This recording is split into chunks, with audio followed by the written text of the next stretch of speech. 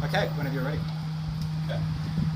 So today the government's come out announcing that it's likely to go to a double dissolution election if it doesn't get the Australian Building and Construction Commission legislation through. I've been asked many times whether I've been surprised by this or not.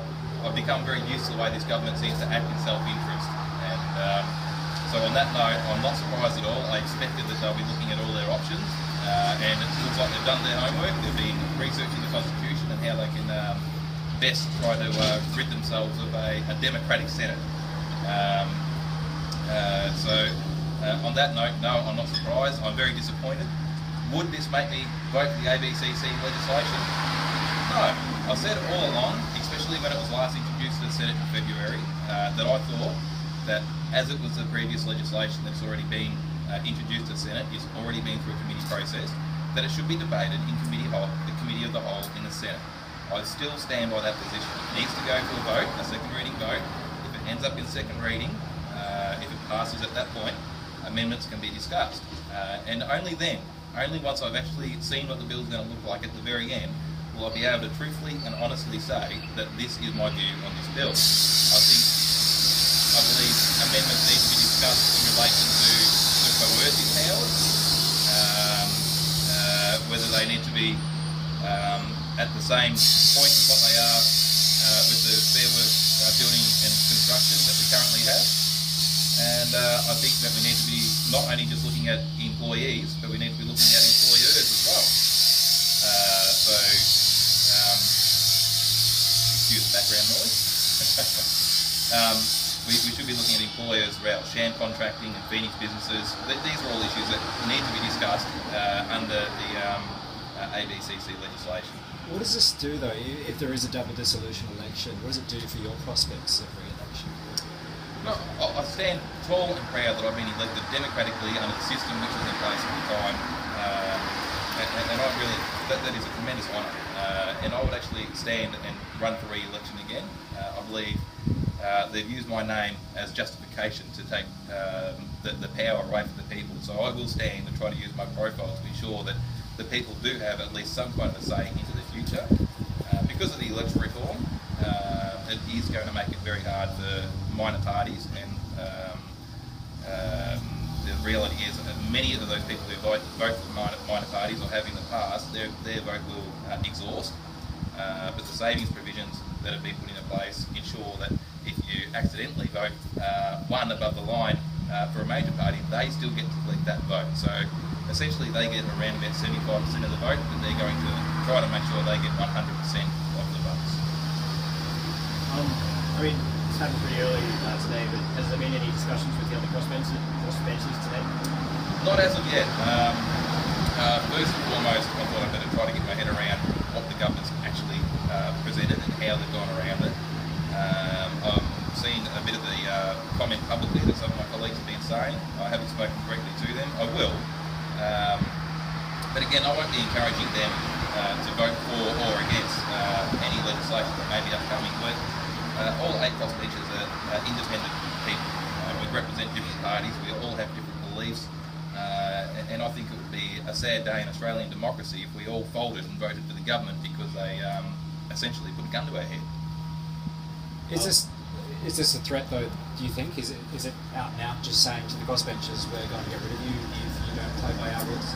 Absolutely. If the government didn't get the electoral amendments through last sitting, there's no way knowing we'll be looking at a double dissolution right now. What this means is whether or not the Senate votes for the ABCC legislation, it's going through. Either the Senate's going to agree to it and pass it, or the Senate's going to reject it, the government's going to pull the trigger, there will be a joint sitting and the ABCC legislation will pass. And that's at the hand of the Greens. They went for the power and they've already seen unintended consequences. Where to from here? You said you're going to stand again. Are you going to go into campaign mode or see how things go from here? Well, I think the next step is get to the sitting dates that have been brought forward. I'm quite concerned, however, they brought the budget forward, but there's no discussion about budget estimates. That's where the Senate scrutinises where the money's going to go. So are we going to see the government now get its numbers together and push through a budget without an estimates process and then going to an election saying that is their mandate. I am gravely concerned about that. So I'll take each day as it comes. But I think the government is going to. I think all eyes on the government. Let's see where they're going next, and that would dictate my next move. This kind of tactic, though, what do you think it says about the position that Malcolm Turnbull is in with his own party? I think it says a lot about Malcolm Turnbull and the way he communicates. He came on very promising. He came on as if he was going to be. He was very promising. I think a lot of Australians had a lot of hope and thought that here we have a Prime Minister who's going to be able to negotiate, who's going to be able to speak to the community, speak to the other crossbench senators and try to move Australia forward progressively. But now we've just seen the Prime Minister go back to the same tactics which Prime Minister Abbott used to use, which is essentially just coming out and saying the crossbench is obstructionist no matter what, even if they haven't put legislation up to be debated. Have you had any word from the Mothering Enthusiast Party or any other alliances you've got in the Senate? Have anyone stepped up? At this stage, I think it's a bit of a shock to everybody. The reality is now, we could only presume that we're going to an election. Like I said, the bill itself, the ABCC bill, as it currently stands, I won't support. I would suspect the government's next move would be refuse any amendments, so that way it's the obstructionist Senate refusing to pass the legislation. But I say that with tongue in cheek because they know that we want to discuss amendments. Even Senator Muir, who's a strong libertarian, believes that there's amendments that need to be discussed. So I suspect the government's next move would be no, we can't discuss those amendments. It's not good enough. Therefore, the bill in its current form would be presented and rejected. The coalition has been saying for quite some time, though, that it would like to see a dissolution election if it cannot achieve its mandate. Is it surprising, do you think, that they've gone down this path? Absolutely. If you look at the 2015 voting results, around 200 plus, forgive me for not remembering exactly what the numbers were, but around 200 plus government bills passed the Senate and only about 6 actually got rejected. But it was that 6 they focused on so strong in the media and made it sound like the Senate was unable to pass any legislation. But I think this crossbench, the way it's being presented now, has prevented things like GP co-payment, has prevented the deregulation of universities, has prevented some of the more unpopular parts of the government's agenda. And I know the people I speak to in the community are very grateful for that. But the less controversial stuff, or the less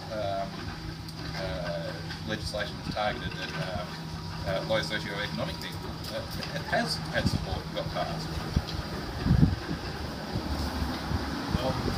The bill itself, we were talking about that. The preference tiers and stuff, that's all changed around now for you. Have you had any time to sort of reflect on the changes after the marathon sitting? I spent a lot of time between midnight on the last sitting on Thursday and 5 AM on the Friday morning discussing what the bill may or may not do with the minister. In the end, I had a senior minister crossing his arms, refusing to answer questions. There will no longer be preference flows, with the exceptions of how to vote cards. People might work together on how to be able to work or how to be able to preference each other that way. But as far as actual preferences goes, that won't happen. But the preferential system that we had allowed people to vote to continue on to the very last person. That 6th position was filled. Now, if you vote for a minor party or independent, your vote may well exhaust at that very first preference. So it doesn't give you control over where your vote goes at all. But to ensure that the government still saves themselves, they put a savings provision in there. So if you vote one above the line, your vote will go to them. If you vote one above the line for a minor party, it will exhaust.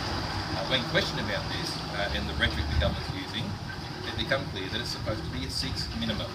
So I'll put the question to them, why don't we have a sunset of the savings provision?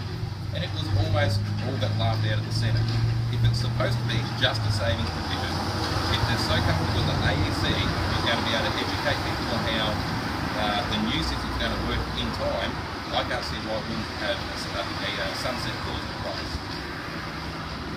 Just finally, I just want to ask, is there anything you'd like to achieve if you are this is indeed to be a lasting answer in Parliament? And what do you want to see? Currently, I'm actually working on two major things I would like to see go through. One of them is in relation to a code for service and repair data, a mandatory code, so vehicle manufacturers actually have to give that service and repair data to independent repairers at a sensible, reasonable cost. So that way, independent repairers, especially when we start looking into rural and regional areas, are able to do the job that they're tasked to do, to be able to, and also create a little bit of competition within the service and repair market, rather than having modern vehicles which only the dealer network can actually service and work on. So that's something that I'm really proud of.